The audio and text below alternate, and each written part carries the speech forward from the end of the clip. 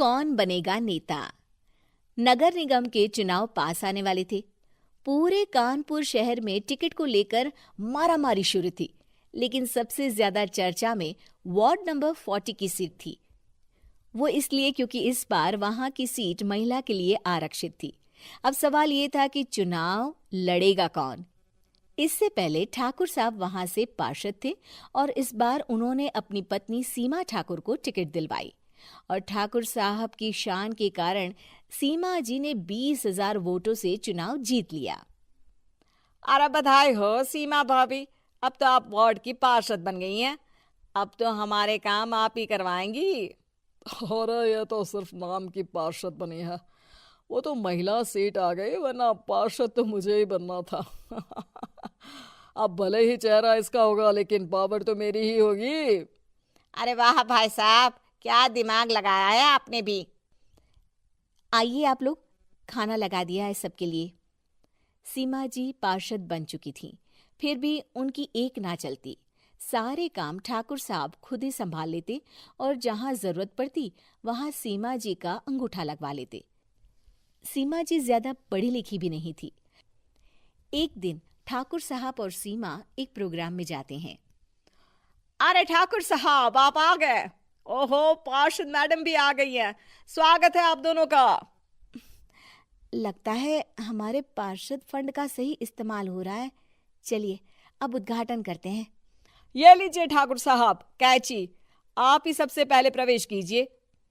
सब लोग आगे निकल जाते हैं और सीमा जी पार्षद होने के बावजूद भी पीछे खड़ी रह जाती हैं। वो देखती हैं कि वेलकम बोर्ड पर उनका नाम है, लेकिन महिला होने के कारण कोई उनका सम्मान नहीं कर रहा।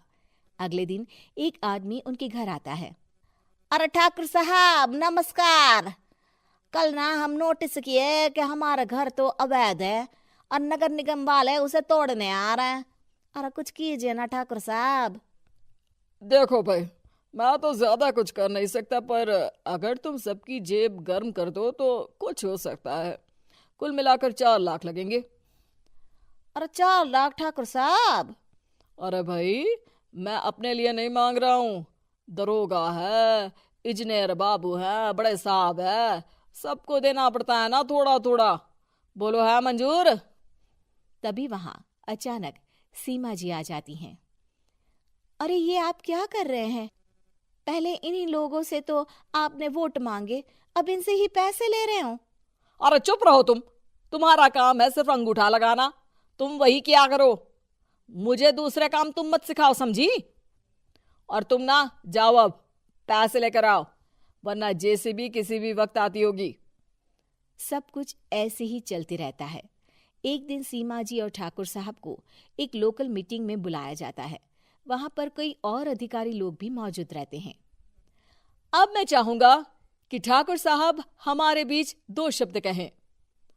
मेरे प्यारे भाइयों और बहनों, आज मेरा सौभाग्य है कि मैं आप सबकी सेवा दिन रात कर पा रहा हूं।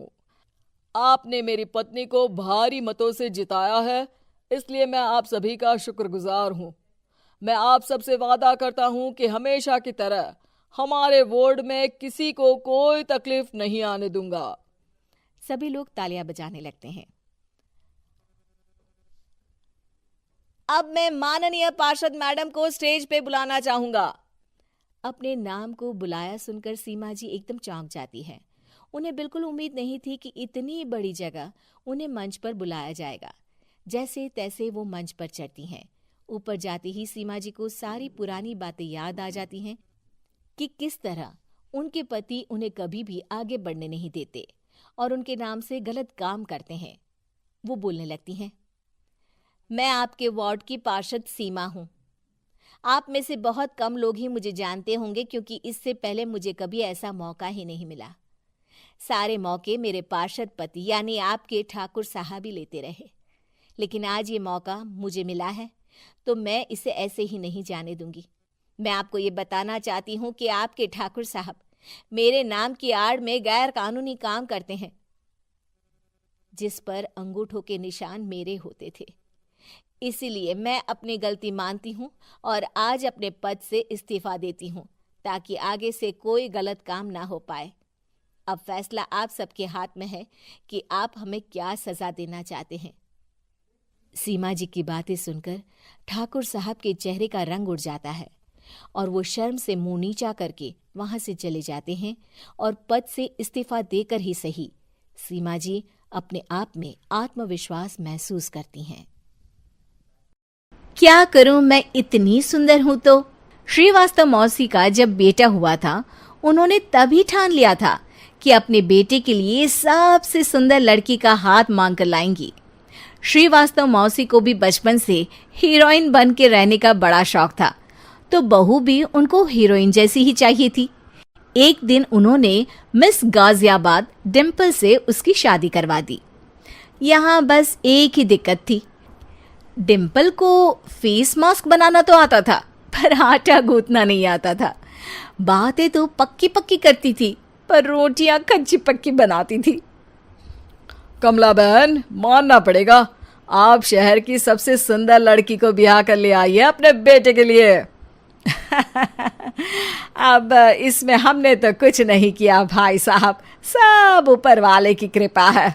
जी जी, तो क्या क्या कर लेती है आपकी बहू? सब कुछ। जाओ बेटा डिम्पल, शर्मा जी के लिए थोड़ा नाश्ता पानी बना लाओ। डिम्पल नजदीक जाकर श्रीवास्तव मौसी के कान में फुसफुसाती है। मम्मी जी, नाश्ता बनाना तो नहीं आता, सिर्फ पानी ले आओ। अरे बेटा, तुझे देखने कितने लोग आए हैं, इन सबको पानी पिलाने का ही इरादा है क्या? सुंदर हूँ इसलिए देखने आए हैं। क्या करूँ, मैं इतनी सुंदर हूँ तो आप ही बताओ ना, क्या करूँ मैं? अरे बेटा, कुछ मत कर, खाना बनाना सीख ले बस। श्रीवास्तव मौसी के लिस्ट में सुंदरता सबसे ऊपर आती थी और उन्हें उसी का फल मिला। उनके बेटे अशोक ने एक दिन माँ से शिकायत की। माँ, कैसी बहू ढूंढ कर लाई हो? मैं शाम को थक हार कर घर लौटता हूँ तो मुझे कहती है, आज पेडिक्योर करना है, करवा दोगे? अरे जबकि दिन भर काम करके पाँव मेरे थके थे। अरे बेटा, ठीक है ना, धीरे धीरे सीख जाएगी। अरे क्या सीख जाएगी माँ, उससे कुछ भी नहीं आता। हफ्ते भर का शेड्यूल बना लिया है उसने, पेडिक्योर, हेड मसाज, मुल्तानी मिट्टी का ये वो, अरे पता नहीं क्या क्या। अरे मुझे तो नाम भी नहीं आते। देख बेटा, खाना बनाना, सब्जी काटना, ये सब सीखा जा सकता है पर सुंदरता नहीं सीखी जा सकती। इतनी सुंदर बहू मिली है फिर भी तू खुश नहीं है, कैसा बेटा है तू? श्रीवास्तव मौसी का मानना था कि समय रहते बहू सब सीख जाएगी, पर मिस गाजियाबाद से शादी कराने के बाद घर का जो नाम हुआ है वो जरूरी है। अरे सबकी बहू खाना बना लेती है, हमारे घर में तो काम वाली दीदी भी है, पर हमारे घर में जितनी सुंदर बहू है ना उतनी किसी के घर में नहीं। ऐसा श्रीवास्तव मौसी सबको कहती रहती। फिर एक दिन वो हो गया जो नहीं होना चाहिए था, डिम्पल को पिंपल हो गया।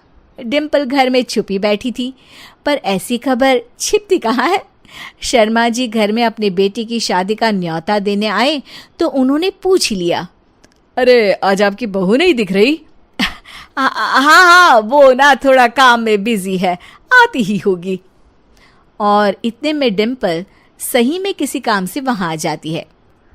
बस शर्मा जी की नजर पड़ जाती है डिम्पल के पिंपल पर, जो उन्हें चांद पे दाग जैसा लगता है। पूरे शहर में बात फैल जाती है कि डिम्पल को पिंपल हो गया है।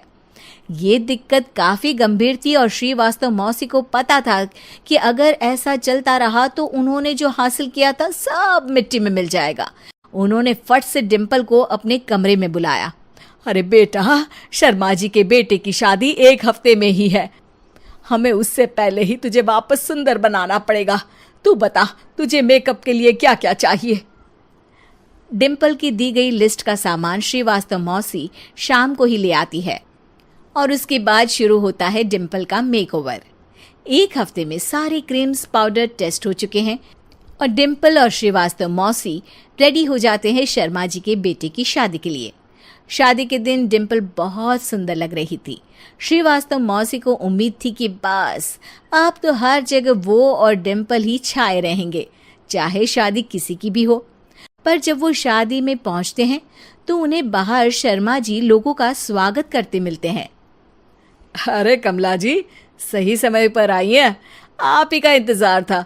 हमने भी हमारे बेटे के लिए मिस अहमदाबाद ढूंढी है।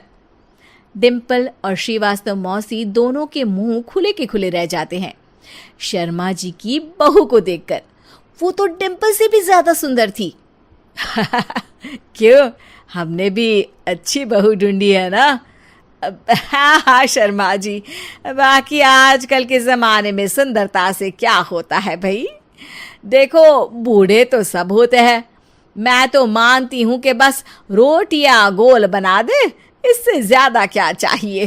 सुंदरता का क्या है, ढल जाती है, पर गुण वो हमेशा रहते हैं। अरे बाबा, इतना बड़ा ज्ञान आपको कोई गुरु भी नहीं देता जितना बड़ा ज्ञान आपको एक छोटे से पिंपल से मिल गया।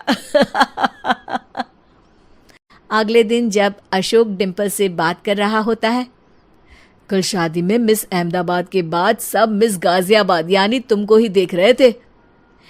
क्या करूं, मैं इतनी सुंदर हूं तो आप ही बताओ क्या करूं। क्या करूं मैं तो कहती हूँ कि घर का कोई काम कर या फिर बाहर अपने लिए कोई काम ढूंढ ले। है क्या कहा माँ जी? हाँ जी, सुंदरता का क्या है। कल तूने मिस अहमदाबाद से मात खाई, आगे कोई मिस हैदराबाद आ जाएगी या मिस फैजादाबाद आ जाएगी, इसलिए काम पर ध्यान दो। हाँ। और कुछ महीनों बाद, अरे बहू, काम करने के बाद तू सुंदर नहीं, अति सुंदर हो गई है।